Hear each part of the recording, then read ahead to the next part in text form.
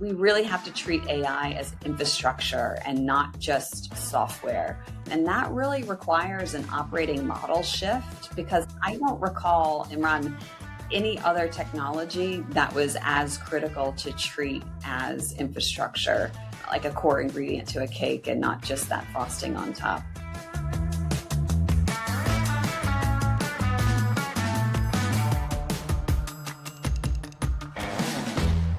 Hello and welcome to another episode of Behind the Growth. I'm your host, Imran Mia.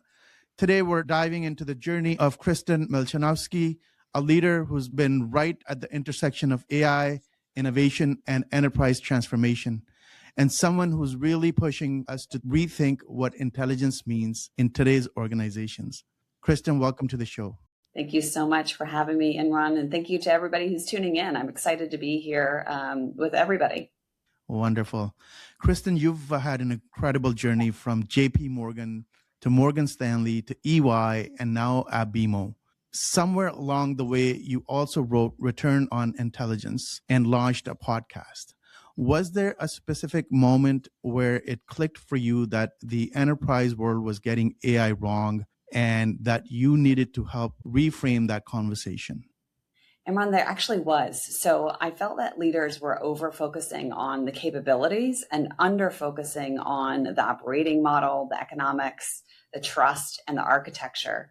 So in my book, Return on Intelligence, my whole premise is a little bit different than most out there. My premise is that we need to treat AI as part of our infrastructure. So instead of treating AI like it's icing on a cake, we really need to treat it as an embedded ingredient inside of that cake. Right. And so talking a little bit more about AI as an infrastructure instead of just a tool set, for leaders listening, what actually shifts inside an organization when that mindset changes? And where do things start to feel uncomfortable or even break? So I would say, Imran, is that when leaders think of AI as a tool, they delegate it. But when they realize it's actually in the infrastructure, they'll start to redesign and rethink the company. And that's the shift that I'm hoping for. AI is starting to change how decisioning gets made and how work moves. It's how risk is managed and how products are built, and eventually how customers experience your organization. And this is where things can get a little bit uncomfortable, because infrastructure exposes those weaknesses, it exposes the bloat. And so suddenly your fragmented data matters, your broken processes matter, and your unclear ownership, that matters too. And AI kind of brings all of that to the surface. And it's brutally honest, and it exposes the organization's dysfunction. And so that's kind of where we need to start focusing our energy. Makes sense. From what you're seeing, what's one misconception about AI that leaders are still holding on to, and it's quietly holding them back? I think that one of the biggest misconceptions out there is that I think people still believe that this new wave of AI, because obviously AI has been around for 40 years, and specifically 38 of those years it's been in banking. So it's what our capital markets and what our trading platforms are all built on. But this new wave, this generative AI type foundational models, those are being treated as equivalents to automation.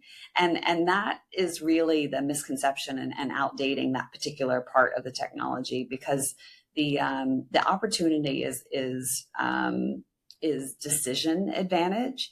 And if all of you're doing is automating existing workflows, right, you're just sort of moving cost from humans to the machines. So the leaders that are pulling ahead are asking a different question. They're asking, how do I redesign my business so that intelligence compounds? And that's fundamentally the different conversation. That's a great segue into my next question, talking about cost and value. One of the toughest parts of this journey is making the value of AI real, especially when it doesn't show up immediately in financials, right? How do you bring a CFO into that conversation in a meaningful way? So at BMO, we're really, really fortunate. Our CFO, Rahul, is one of our biggest advocates and believers in the strategy, our AI strategy, and where we're headed. And so I can sympathize with others who don't necessarily have a CFO as advanced and cutting edge as ours. But I would say to those out there that I do have a really large treasurer following in my cohort. So to all the treasurers and CFOs out there, the most of the AI conversations are magical. And really, that's not where we put our money. We put in our money in things that feel like they can be measured from an operating leverage standpoint. And that frame can come in three parts. It can come in revenue growth, cost structure, and risk reduction. So we can really improve deposit growth. You can ask the questions like, can we reduce fraud? Can we improve underwriting quality? Can we shorten a particular cycle time? Those kind of questions will lead you to true operating leverage results. And then I also push leaders to stop asking necessarily like, what's our AI strategy? Instead, I really want us to start expecting AI to move ROE. So let's start asking, where is that impact going to have or come from? Because if you can't tie that intelligence that you're trying to build into your infrastructure to economics, eventually the funding will stop. So I really want to focus our conversation around AI moving through ROE. That makes sense. So, Kristen, you talk about rethinking how we measure success with AI. What are the metrics that actually matter here, and why do the traditional ones fall short when it comes to AI? Well, I am excited by people who are measuring something. I think you already have a leg up over most. So if you're tracking your pilots, if you're tracking the number of prompts or number of users, or your number of licenses, I'm already excited because you're further advanced than most, because people just aren't pausing to put metrics and measurement in place.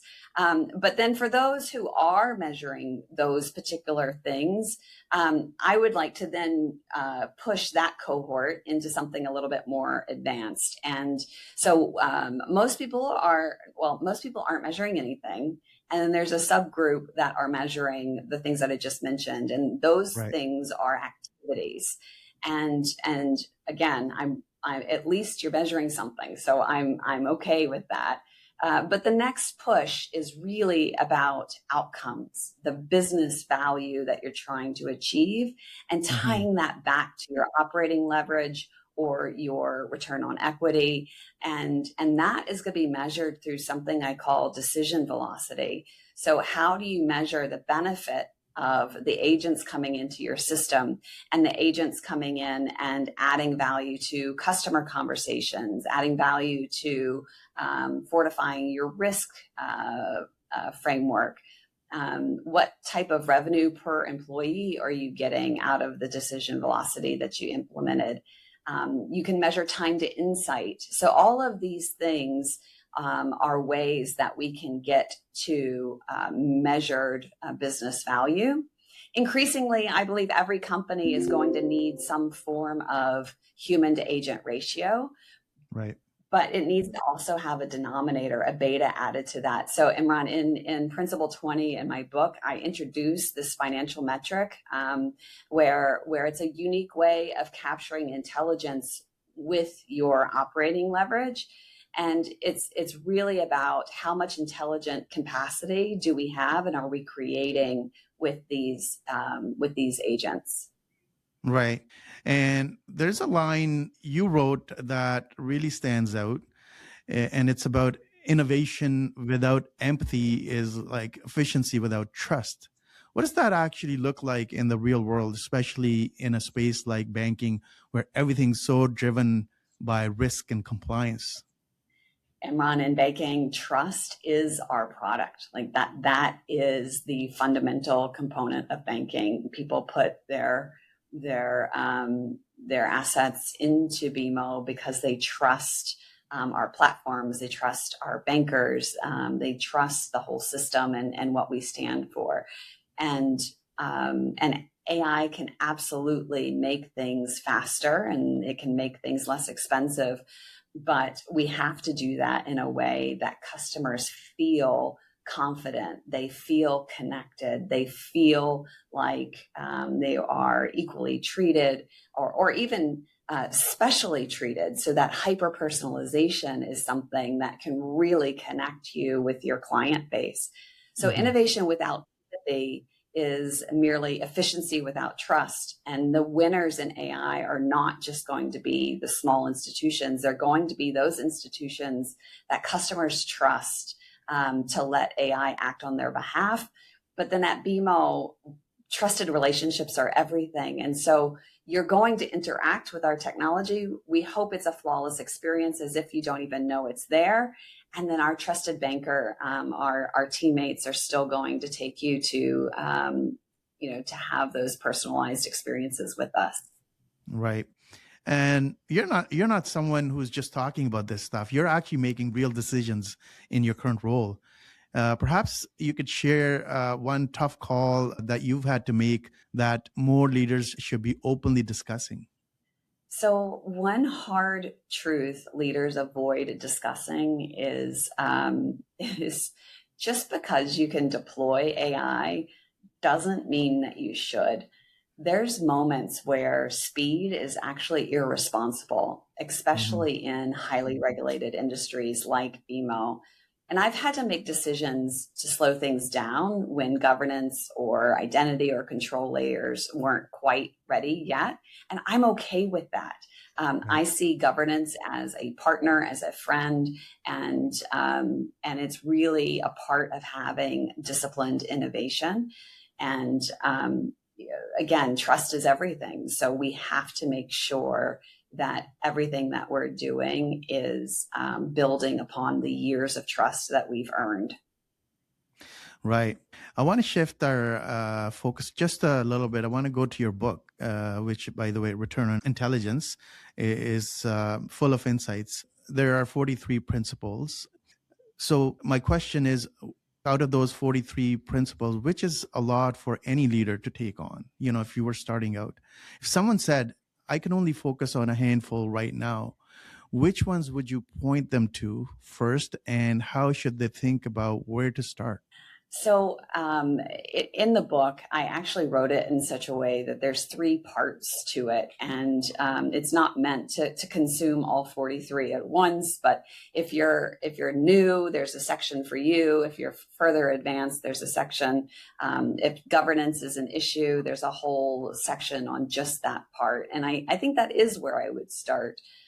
Build trust before you scale. So the whole premise of Return on Intelligence is, and even my experience, is that the technology is the easy part. It's the leadership component and the adoption curve that it takes.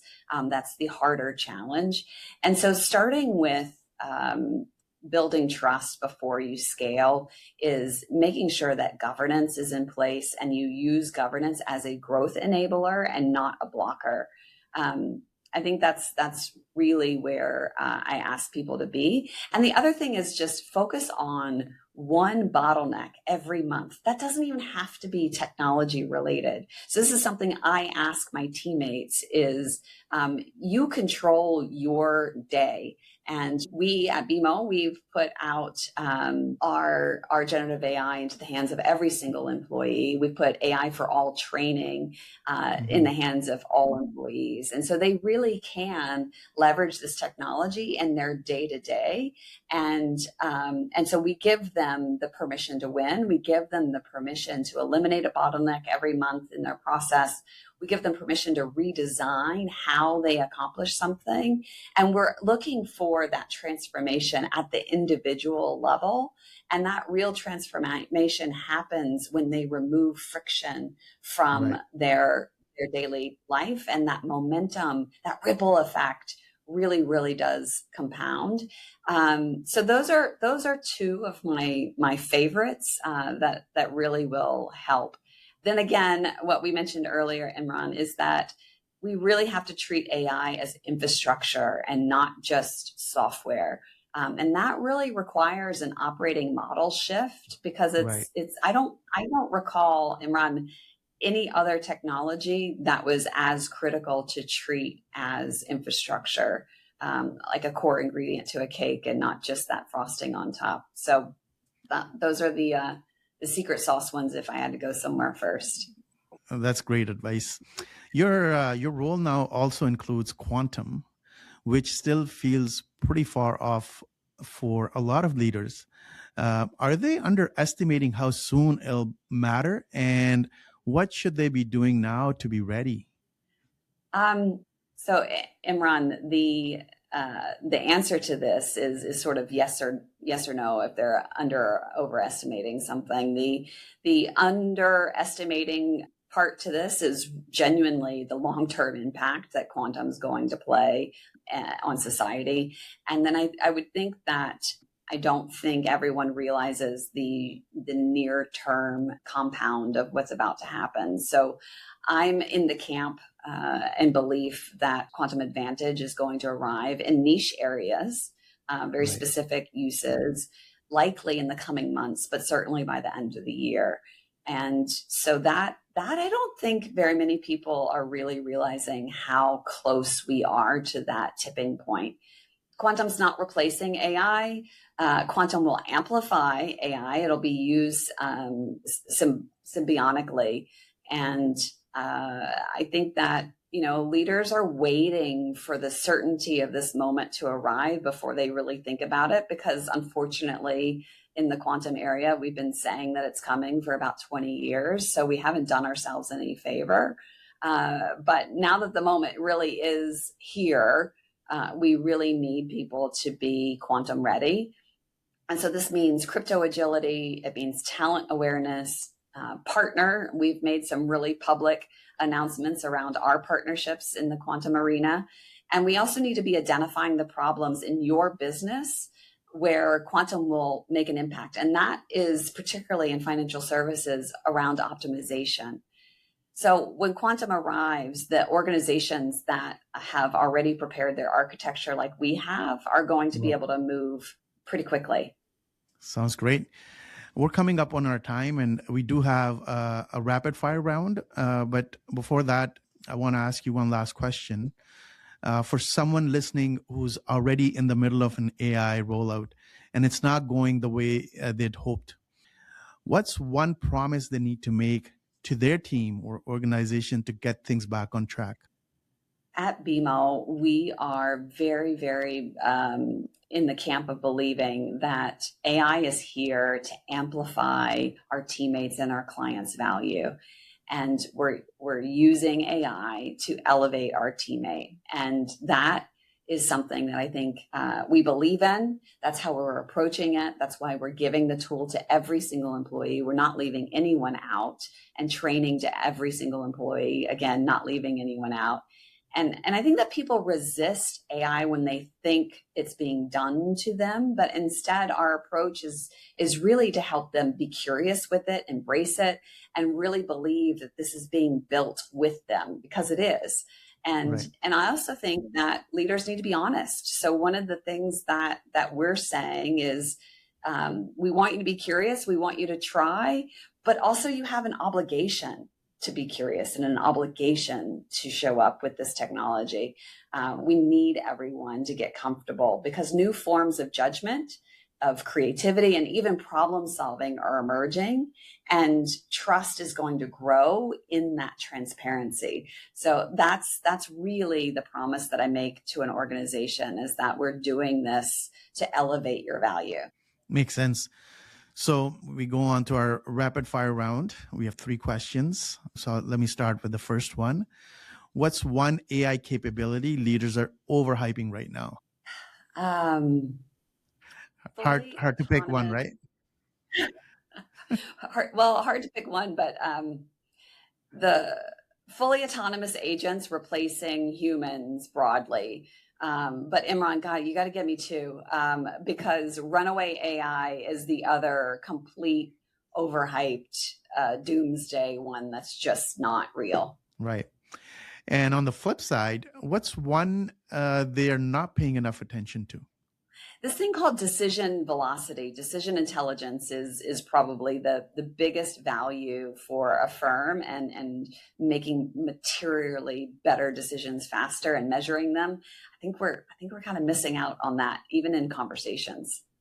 Right. And my final question is, what does return on intelligence really mean to you?